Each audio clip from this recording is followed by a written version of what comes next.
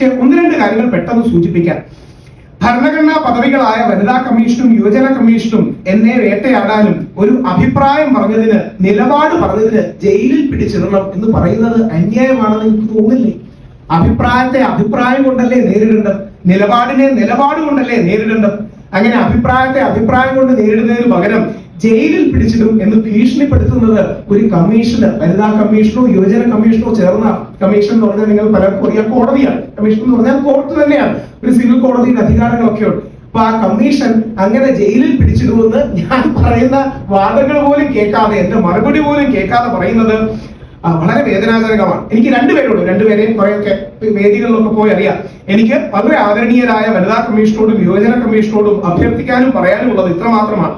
താങ്കൾ രണ്ടുപേരും രാഷ്ട്രീയ അധികാരവും അധികാര ശക്തിയും ഉള്ളവരാണ്, ഭരണഘടനാ പദവി ഉള്ളവരാണ്. എനിക്ക് പോകാൻ ഒരു കമ്മീഷൻ ഇല്ല എന്നുള്ളത് കൊണ്ടല്ലേ നിങ്ങൾ എന്നെ ടാർഗറ്റ് ചെയ്യുന്നത്? എനിക്ക് എവിടെയെങ്കിലും പോയി പരാതി പറയാനും എന്നെ ഡിഫെൻഡ് ചെയ്യാനും രാഹുൽ ഈശ്വറിനോ ബാക്കി പുരുഷന്മാർക്കോ ആരും ഇല്ല എന്നുള്ളത് കൊണ്ട് അറിഞ്ഞ് ഒരു സോഫ്റ്റ് ടാർഗറ്റായി കണ്ട് വേട്ടയാടുകയല്ലേ?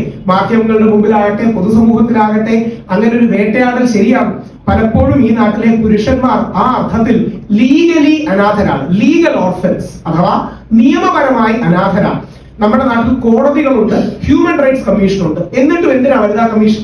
വനിതകൾ മനുഷ്യരാണല്ലോ, സ്ത്രീകൾ എന്തായാലും മനുഷ്യരാണ്. അപ്പോ ഹ്യൂമൻ റൈറ്റ്സ് കമ്മീഷൻ ഓൾറെഡി ഉണ്ടായിട്ട് എന്തിനാ വനിതാ കമ്മീഷൻ? വനിതാ കമ്മീഷൻ വേണം കേട്ടോ, 100% വേണമെന്ന് പറയാൻ തന്നെയാണ് വരുന്നത്. വനിതാ കമ്മീഷൻ ഉള്ളത് സ്ത്രീകൾക്ക് അവരുടേതായ പ്രത്യേക പ്രശ്നങ്ങളുണ്ട്.